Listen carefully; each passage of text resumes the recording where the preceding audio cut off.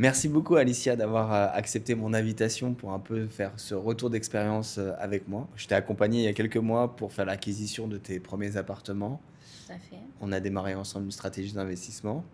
Mais avant tout, je veux savoir un petit peu partager d'où tu viens, un peu quelle est ton histoire, qu'est-ce qui a amené à ce qu'on se rencontre et travailler sur ta stratégie d'investissement.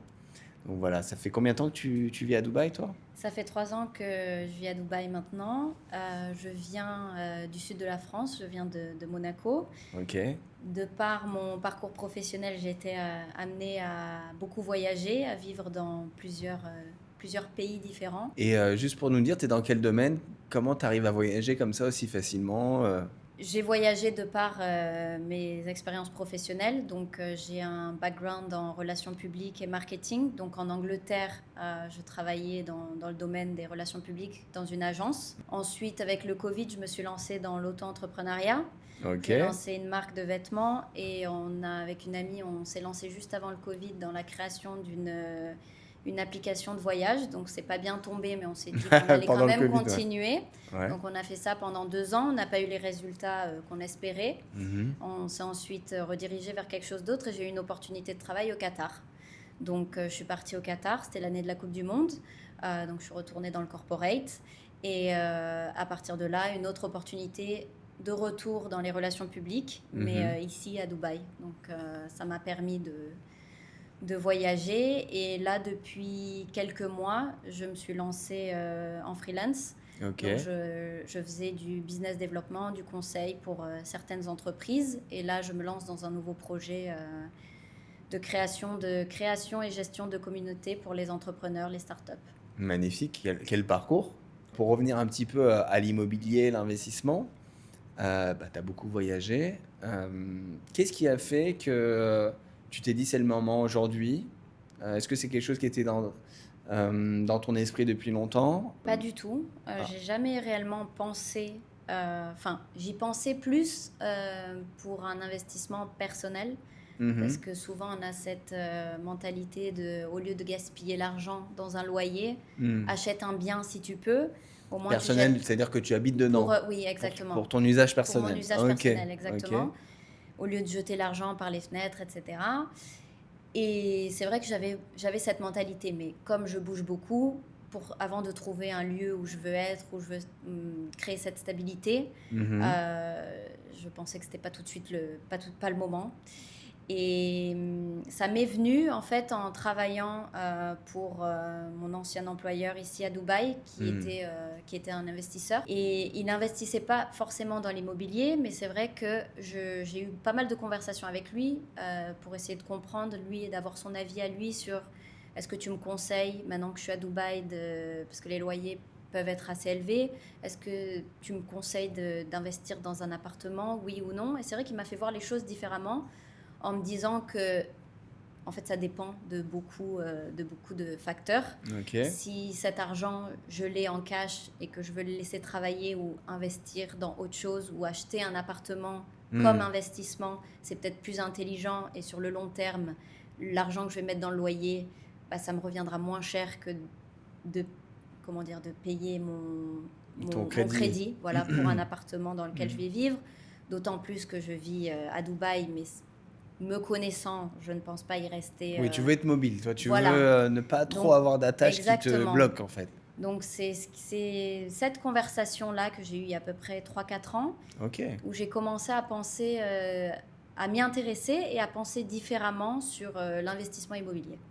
Ok, mais est-ce que tu avais euh, en- alors ce qui te motive, alors ça a commencé par habiter, mais après, est-ce que tu as eu cette connexion avec je veux préparer mon futur, je veux me Ça, c'est venu protéger? un peu plus tard. C'est venu un peu plus C'est tard. venu un peu plus tard quand j'ai commencé. Alors, j'ai toujours, depuis jeune, eu un désir de fonder une famille, avoir des enfants. Et en fait, D'accord. en travaillant, je me suis rendu compte que une chose qui était très importante pour moi, c'est le jour où je fonde ma famille, je veux pouvoir être présente pour mes enfants.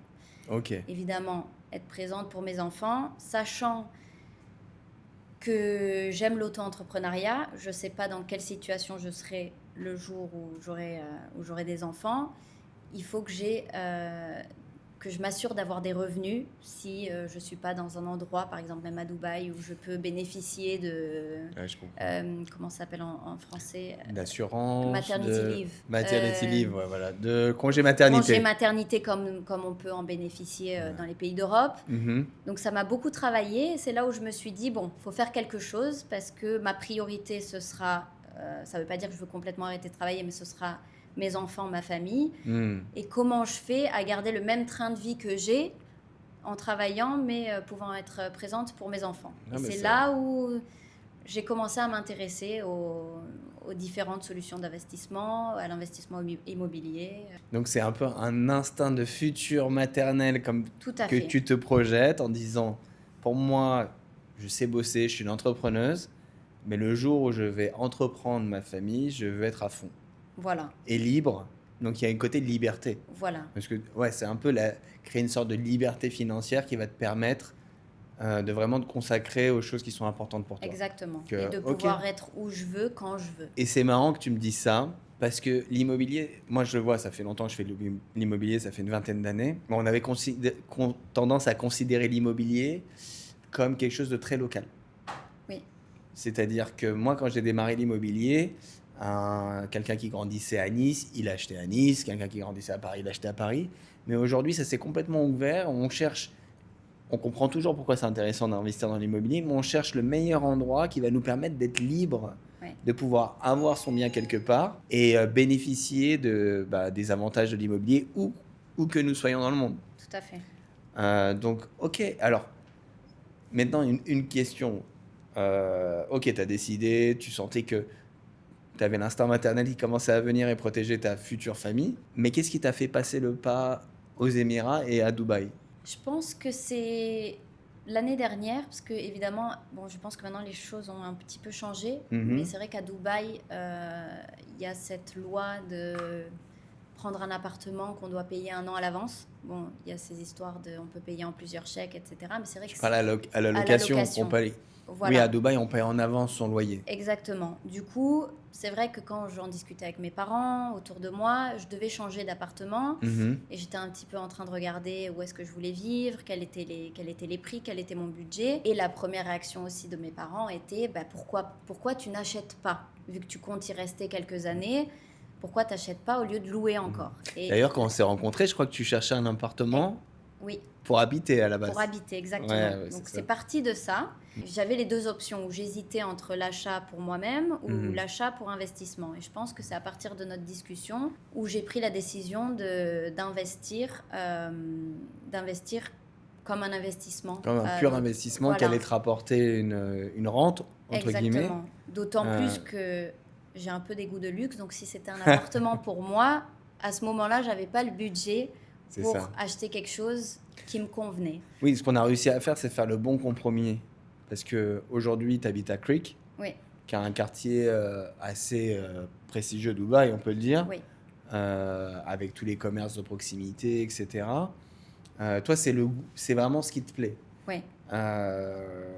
Mais du coup, on n'aurait pas eu le budget pour acheter un appartement pour y habiter, sachant que, regarde, maintenant, tu vas peut-être pas y habiter. C'était pas la meilleure rentabilité possible parce que c'est déjà un quartier qui est devenu cher. Donc on a eu ce débat, je me rappelle. Est-ce que avant de me rencontrer, de parler à Adastra, l'entreprise, tu avais envie de rencontrer une agence qui te conseille? C'était quoi ta demande? J'avais déjà, en fait, justement, j'avais trouvé un appartement. On m'avait conseillé quelqu'un qui était très bien, mais comme je savais pas quelle allait être ma situation, même par rapport au travail, parce que j'étais en transition entre mon ancien emploi et me lancer en tant que freelance, donc avec les incertitudes, etc. J'étais pas sûre de vouloir faire cet achat. J'avais trouvé un appartement, il me semble, qui me plaisait bien à JVC. Aujourd'hui, je suis très contente de pas du tout l'avoir acheté. Ok. Parce que maintenant qu'on a un peu fait des études de marché ensemble, qu'on a un petit peu regardé tout ce qui se faisait, les quartiers, etc., que tu m'as expliqué un peu plus le marché sur Dubaï, je pense que ça n'aurait pas été un très très bon investissement. Est-ce que tu avais conscience à l'époque de qu'est-ce qu'était un bon investissement? Pas du tout, aucune idée. Donc Moi, on m'avait dit, bah d'ailleurs, c'est très drôle puisque j'ai investi dans un studio avec toi, mais on m'avait dit, quelqu'un qui était en real estate, surtout pas acheter un studio à Dubaï, ça se loue pas, c'est le pire investissement que tu puisses faire. Donc Mhm. évidemment, moi qui suis pas du tout de l'industrie, je me suis dit, j'ai pris les mots, j'y ai cru. Donc je voulais Mhm. absolument pas toucher à un studio. On Mhm. en a reparlé pour mon deuxième investissement. Mhm. J'ai décidé d'acheter un studio pour cet investissement. Donc bon, on verra par la suite. Mais Parce qu'il est en construction il en, encore. oui, voilà. Ouais. Oui, oui. Mes deux investissements sont off-plan. Ok. Ok. Et avant notre rencontre, on a eu pas mal de débats aussi sur l'organisation de tes finances. Les gens confondent budget, prix du bien, épargne, apport. Donc, quelle était ton organisation financière? Comment tu te sentais organisé avant avant de démarrer nos échanges? J'avais pas vraiment d'organisation. C'est vrai que je suis quelqu'un de nature économe. Ok. Donc j'ai beaucoup de mal à me mettre dans des situations catastrophiques. Ok. Donc je mets de côté, mais c'est vrai que j'ai jamais pensé, par exemple, je j'avais pas pensé avoir un compte épargne ou avoir un compte seulement pour mes investissements, un compte qui fait travailler mon argent. C'est vrai que Hmm. j'étais pas conseillée, j'étais pas accompagnée par rapport à ça. Du coup, Hmm. c'est vrai que ouais, j'économisais, Bah, c'était la mais première phase qu'on a fait ensemble en ouais, vrai, ça, parce que ouais, ouais, quand on a discuté, toi, tu avais envie de plein de choses, je m'en rappelle, tout, mais je te sentais pas structuré. pas du tout. Tu avais un peu d'argent ici, un peu là. Donc, la première étape, c'était OK, on rend tout ça cohérent et on avait besoin d'une visibilité. Ouais. Et moi, Ah. j'ai besoin de ça. En fait, je pense qu'il a bien fonctionné avec Ad Astra, c'est Mhm. vraiment ce plan Mhm. qu'on a mis en place Mhm. et d'avoir visuellement, de voir ce que ça pouvait donner. Parce que Mhm. je suis quelqu'un d'assez visuel. C'est vrai que si on va me dire quelque chose, je vais le retenir parce que j'ai une bonne mémoire, mais si c'est pas clair devant mes yeux, ça prend pas Bon, il y forme. avait un peu de tableau Excel, mais Ouais, mais ça aide. C'est ça vrai que aide. j'y reviens de temps en temps. OK. Ça me rassure ou ça m'inquiète, suivant Mais les. au moins, on sait. Mais au moins on sait. Pourquoi? Parce qu'on se donne un cap en fait. Comment on peut savoir si on est dans les clous ou on va dans la bonne direction si on s'est jamais donné de cap en fait? Exactement. Donc là, on a mis ensemble une routine d'épargne où on sait qu'on veut préparer les autres investissements, déjà préparer ceux qui arrivent. Et justement, tu vois, l'anticipation, c'est que demain, s'il se passe quelque chose, on On peut voit qu'on ajuster. doit réagir Mhm. bien avant que le problème euh, soit trop proche. Ouais. Donc on ajuste, tu vois. Donc je suis content que ça t'ait apporté quelque chose, ça, et que tu vas le garder finalement. Et puis on Oui. est toujours là à discuter des prochaines étapes. Qu'est-ce que ça t'a apporté cet échange? Est-ce que tu as appris des nouvelles choses dans ta vie que tu veux utiliser pour la suite par rapport à cet achat? Oui, d'être plus structuré et de penser mes investissements. Penser et surtout de me faire accompagner pour ce genre de choses Hmm. où moi, j'ai pas les connaissances.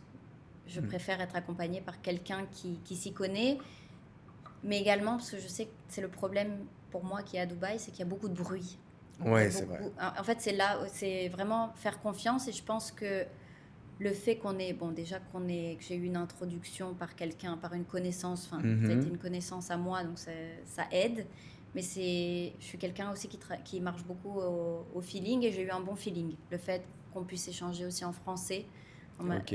je trouve, enfin, moi personnellement, ça Hmm. m'a aidé, ça m'a convaincu, ça n'a pas tout fait, mais c'est vrai que ça a été des aspects qui ont contribué à mes choix, à mes décisions. Moi, j'avais commencé à acheter l'immobilier très tôt. Ok, Et à chaque fois que j'ai acheté, j'avais un sentiment de satisfaction. Ça me mettait bien oui, pendant longtemps.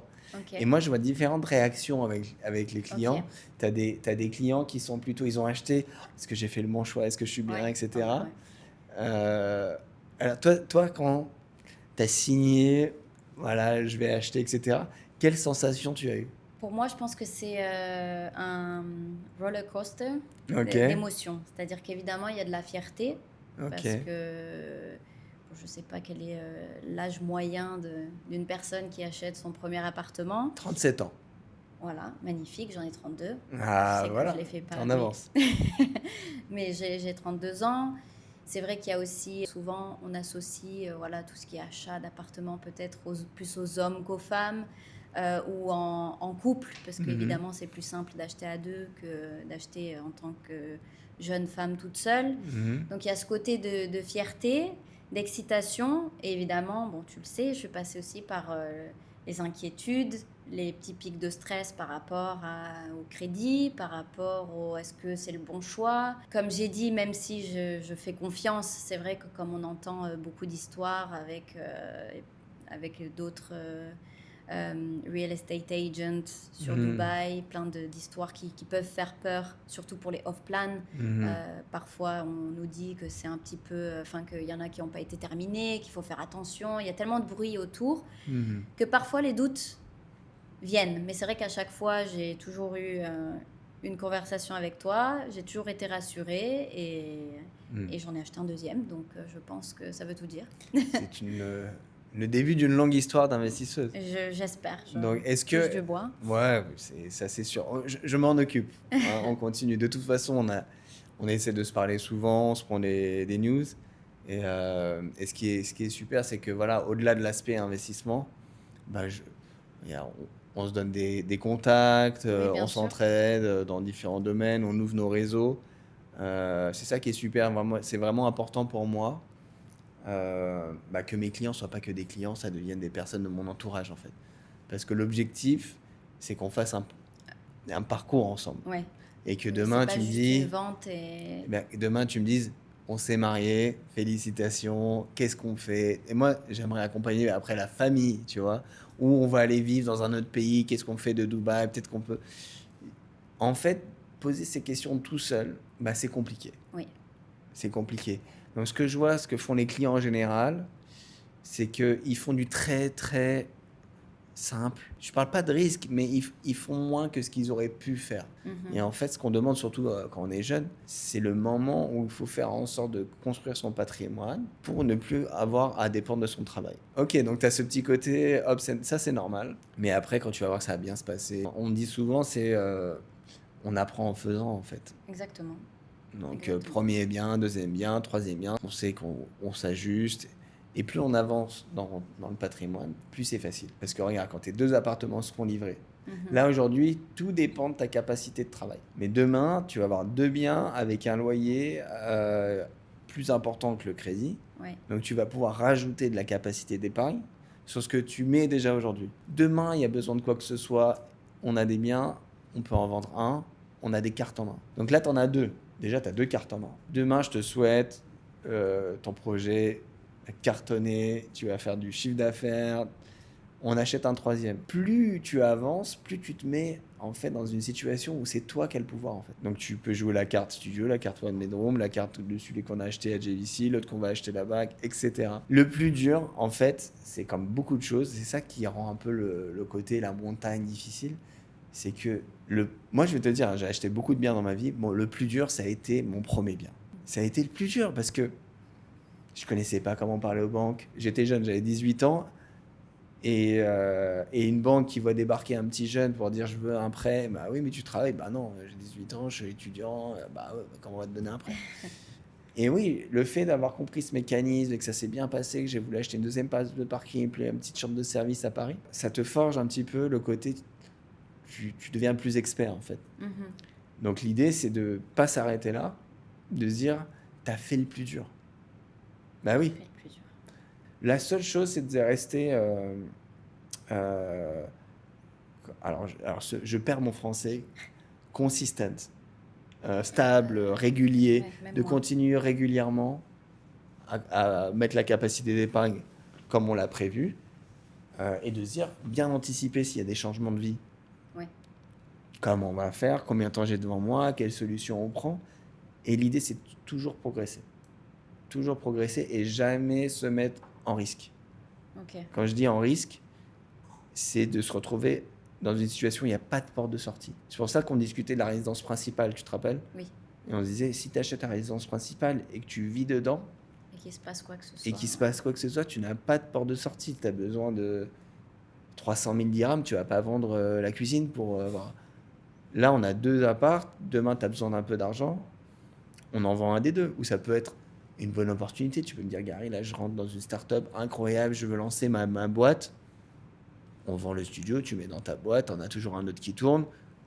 Une fois que tu récupères les fonds, tu peux remettre dans un appart, tu vois. On est agile. Mais ça, tu le ressens pas encore, c'est ça? Parce que là, tu es dans la phase un peu où tu fais que de sortir de l'argent. C'est ça. Bon, c'est la phase la plus dure. Une fois que les apparts seront livrés, bah, tu vas rentrer dans une phase Un peu plus cool.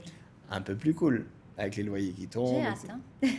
Écoute, ça passe vite la vie. Hein. Oui, c'est vrai. Toi qui as beaucoup voyagé, tu as rencontré plein de gens, etc. Tu en as conscience ou pas conscience, tu peux être très inspirante pour beaucoup de jeunes filles qui nous regardent. Si tu voudrais parler à la Alicia, d'autres Alicia qui existent, qu'est-ce que tu aimerais leur dire? De ne pas hésiter à prendre des risques. Parce Ouais. que oui, ça fait peur, mais ça en vaut la peine. Est-ce que tu peux nous parler de l'accompagnement en fait? Comment tu vois notre échange au fur et à mesure du temps de ton parcours d'investisseur? Alors pour moi, ce qui était très important, c'est d'avoir un contact qui Mhm. soit assez présent, parce que comme tu as pu te rendre compte ces derniers mois, avec certains doutes, à certaines périodes, j'avais besoin d'être assurée. Mhm. Donc ça, pour moi, ça a été un gros plus. Mhm. Mais il y a également le fait de, voilà, comme je l'ai expliqué, je bouge beaucoup. Mhm. C'est pas impossible que je sois amenée encore à déménager. Et je compte bien garder mes biens et faire grandir mon patrimoine ici aux Émirats. Mais ma crainte principale, c'était qu'est-ce que je vais faire si je rentre en Europe ou ailleurs et que j'ai mes biens ici, qui va les gérer, ils vont être gérés, comment est-ce que moi je vais trouver des locataires. Mhm. J'avais cette crainte et c'est vrai que tu as répondu à cette crainte en m'expliquant que tu ne disparaissais pas et que ça faisait partie de l'accompagnement, que c'est quelque chose que tu pourras gérer avec Adastra pour moi, que je sois présente sur le territoire ou non. Mhm. Donc voilà, ça pour moi c'était un point très important. C'est important parce que l'achat en lui-même, bon, on achète, mais c'est ce qu'on va en faire, c'est de continuer ces discussions ensemble. Quand ça va être livré, est-ce qu'on va le mettre en long terme, en Airbnb? Est-ce qu'on va en vendre un? On va prendre la plus-value? Tu vois, cette discussion, on va continuer à avoir à l'avenir. Et puis on verra en fonction de ta situation personnelle aussi, tu vois, toujours Bien ça peut sûr. évoluer, les choses. Et on continuera à avoir ces échanges et je te souhaite vraiment beaucoup d'appartements, beaucoup de succès dans ta vie. Et bah, merci beaucoup d'avoir pris ce temps avec nous, c'est un super Avec parcours. plaisir. Et bah, je te dis à très vite, ma chère Alicia. Merci. Si vous aussi, comme Alicia, vous avez envie de faire votre premier achat d'investissement immobilier, que vous posez des questions, vous avez envie d'être accompagné, n'hésitez pas à nous envoyer un message et on prendra contact avec vous.